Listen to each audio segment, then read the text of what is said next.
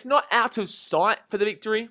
A win is, but a draw isn't. So, they're very happy with that goal there. AJ Ellis says, what do you think about Dolphin Oval and their facilities totaling over $100 million? Good question. I think that, obviously, we all know that they're going to improve on the stadium because the Brisbane Roar should be using this for one. This is their home ground for one because Australia doesn't have the support yet, especially Queensland. Australia doesn't have the support necessarily for football to be encouraging a 50,000-seater stadium as a regular usage, especially, like I said, in Brisbane. So Redcliffe, despite being a little bit out of centre of Brisbane, a little bit in a difficult position, I think is definitely the right way to go for him. And you'd be very, as a Raw fan, I'm very happy that they use Redcliffe. It's a great stadium, and the capacity is basically on par with what A-League is looking for, ideally. Anyway, well, ideally it's more, but right now, this is the perfect size stadium for me in regards to Brisbane.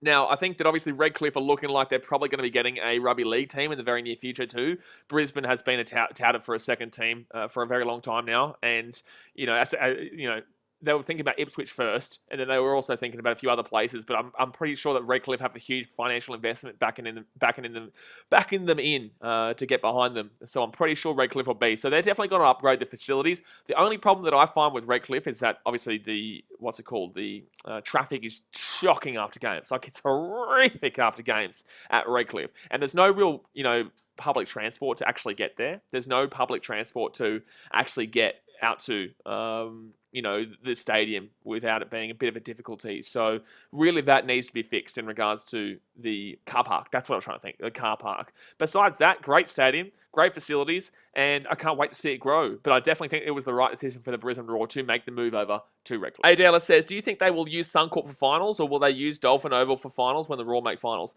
It's a good question. I think for finals, they will use Redcliffe, but I think that if it was at the grand final, if the Brisbane Roar hosted the grand final, I would safely assume that they'd give it to Suncorp. Then again, I still think for finals, you'd get a good 30, I'd probably say 40,000. What's the stadium capacity there? I think it's 54,000.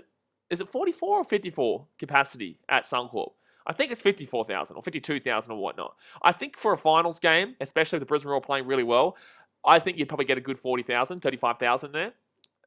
Not necessarily sold out, but I think grand final you'd be seeing sold out. I've been to multiple grand finals there and they're sold out. It's difficult because, Redcliffe is the home stadium now and you want to ideally give it to Redcliffe, but they don't have the capacity for a finals game just yet.